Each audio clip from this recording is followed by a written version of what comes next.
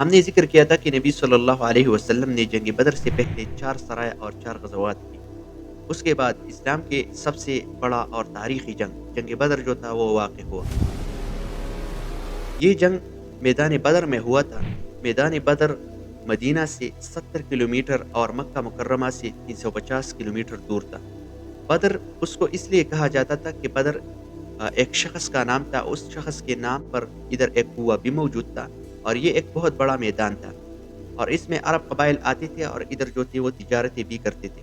تو اس لیے اس کو میدان بہادر جو تھا وہ کہا جاتا تھا۔ اور ایسے تو اس جنگ کے بہت سے اسباب تھے، لیکن اس میں سب سے بڑا جو سبب تھا وہ تھا مشرکین کا قافلہ۔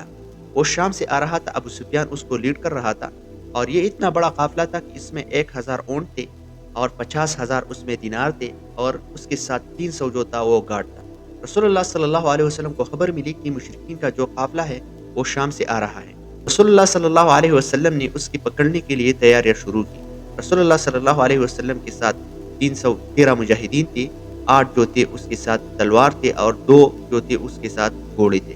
رسول اللہ صلی اللہ علیہ وسلم اس قافلے پکڑنے کے لیے نکل گئے۔ جب وہ رسول اللہ صلی اللہ علیہ وسلم نکلا تو رسول اللہ صلی اللہ علیہ وسلم نے راستے سے 2 لوگوں کو بھیجا، 2 صحابہ کرام کو بھیجا تاکہ وہ اس قافلے کی خبر رکھیں۔ ایک تھا علی رضی اللہ تعالیٰ عنہ اور دوسرا جو تھا وہ عمر الجہنی تھا۔ جب ان 2 صحابہ کرام نے ایک دن کا سفر کیا تو یہ ایک علاقے تک پہنچے۔ اس علاقے میں ان 2 صحابہ کرام نے دیکھا کہ 2 عورتیں ایک کنویں کے کنارے جو تھی وہ کھڑی تھی اور ایک عورت دوسری عورت کو کہہ رہی تھی کہ آپ کی جتنی بھی قرضہ ہے میں آپ کو اس کو 2 دن بعد چکاؤں گی، کیونکہ ادھر ایک بہت بڑا قافلہ آ رہا ہے اور میں اس کے ساتھ تجارت کروں گی اور آپ کا جتنی بھی قرضہ ہے میں اس کو 2 دن بعد چکاؤں گی۔ تو ادھر سے ان 2 صحابہ کرام نے یہ معلوم کیا کہ ادھر ایک بہت بڑا قافلہ آنے والا ہے۔ تو وہ صحابہ کرام اس جگہ سے فوراً واپس آ گئے اور رسول اللہ صلی اللہ علیہ وسلم کو ان 2 صحابہ کرام نے خبر دی کہ یہ قافلہ جو ہے وہ 2 دن بعد پہنچے گا۔ لیکن اس کے برعکس ابو سفیان جو تھا وہ بھی بہت معلومات کر رہا تھا اور اس کو معلوم تھا کہ رسول اللہ صلی اللہ علیہ وسلم ہمارے قافلے پکڑنے کے لیے نکلے گا، کیونکہ رسول اللہ صلی اللہ علیہ وسلم نے اس قافلے سے پہلے ان پر 8 اٹیک کی تھی، تو اس وجہ سے وہ بھی یہ معلومات کرتا تھا۔ تو وہ آ کر اس علاقے تک پہنچا جہاں یہ 2 صحابہ کرام گئے تھے۔ تو ان 2 عورتوں سے ابو سفیان نے پوچھا کہ ادھر کوئی انجان آدمی آپ لوگوں نے تو دیکھے تو نہیں تھے؟ ان 2 عورتوں نے ابو سفیان کو جواب دیا کہ ہم نے 2 لوگوں کو دیکھے تھے اور یہ 2 لوگ جو تھے اس درخت کے نیچے جو تھے وہ بیٹھے تھے اور اس جگہ سے واپس چلے گئے۔ تو ابو سفیان آ کر اس درخت کے نیچے اس نے یہ معلوم کیا کہ یہ مدینے کے لوگ ہیں، کیونکہ اس نے اونٹوں کے گوبروں سے معلوم کیا کہ یہ مدینے والے ہیں، کیونکہ مدینے والے اپنے اونٹوں کو کھجور دیتے تھے اور اس کے گوبر میں جو تھے وہ کھجور کی ہڈیاں تھے۔ ابو سفیان بہت ہوشیار آدمی تھا، اس نے اس جگہ سے یہ معلوم کیا اور واپس چلا گیا،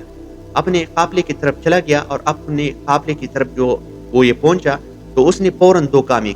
ایک کام اس نے یہ کیا کہ فوراً ایک شخص کو بھیجا مکہ مکرمہ زمزم ابن عمر الخزاعی کو، اور دوسرا کام اس نے یہ کیا کہ اس نے ڈائریکٹلی اپنا راستہ بدلا اور وہ پہاڑوں کے بیچوں بیچ، کیونکہ وہ شمال سے آ رہا تھا جنوب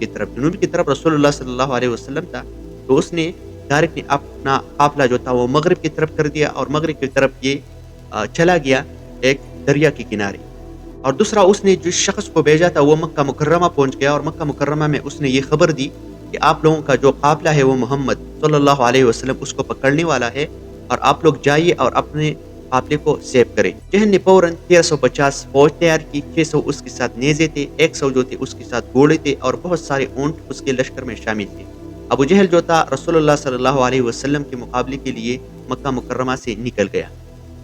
اس نے ایک دن کا سفر کیا، راستے میں جو تھا وہ ایک قبیلہ آ رہا تھا، اس قبیلے کا نام جو تھا وہ تھا بنو بکر۔ بنو بکر کے ساتھ مشرکین کا پرانا دشمنی تھا، تو ابو جہل اس قبیلے کو پار نہیں کر سکتا تھا، تو ادھر شیطان جو تھا وہ آ کر سراقہ ابن مالک کی شکل میں ابو جہل کے ساتھ بیٹھ گیا، کیونکہ سراقہ ابن مالک جو تھا وہ بنو بکر کا لیڈر تھا۔ تو وہ بیٹھ کر ابو جہل کو اس نے کہا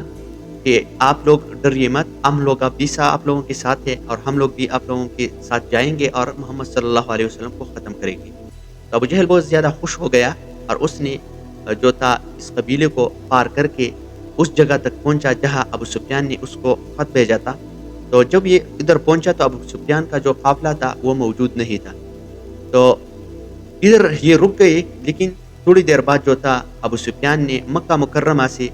ابو جہل کو خط بھیجا کہ آپ لوگوں کا جو قافلہ ہے وہ بالکل خیر خیریت سے مکہ مکرمہ پہنچ گیا ہے اور آپ لوگ واپس اختیار کریں۔ تو ابو جہل نے اپنے لوگوں کو جمع کیا کہ ہم لوگوں کو کیا کرنا چاہیے۔ تو مشرکین مکہ نے کہا کہ ہمارا مقصد جو تھا وہ یہ تھا کہ ہم لوگ اپنا قافلہ بچائے، ہمارا قافلہ جو ہے وہ بچ گیا ہے، تو ہم لوگوں کو واپس جانا چاہیے۔ تو ابو جہل نے ادھر جو تھا وہ بہت انکار اس نے کی، اور اس نے بہت جہالت کی، اور اس نے کہا کہ میں محمد صلی اللہ علیہ وسلم کو ختم کروں گا، پھر بھی اس جگہ سے جاؤں گا۔ تو ادھر بہت سے لوگوں نے اس کے ساتھ اختلاف کی، اور خاص کر اخنس ابن شریح نے اس کے ساتھ اختلاف کی، اور اخنس ابن شریح نے اس سے 350 فوج جو تھا اس نے واپس کیا، اور ابو جہل کے ساتھ رہ گئے 1000 فوج، 600 اس کے ساتھ نیزے اور 100 اس کے ساتھ گھوڑے تھے، اور بہت سارے اونٹ جو تھے اس کے لشکر میں شامل تھے۔ اور اخنس بن شریح ادھر سے چلا گیا، اور ابو جہل نے یہ ارادہ کیا کہ میں محمد صلی اللہ علیہ وسلم کے ساتھ لڑوں گا، پھر بھی اس جگہ سے جاؤں گا۔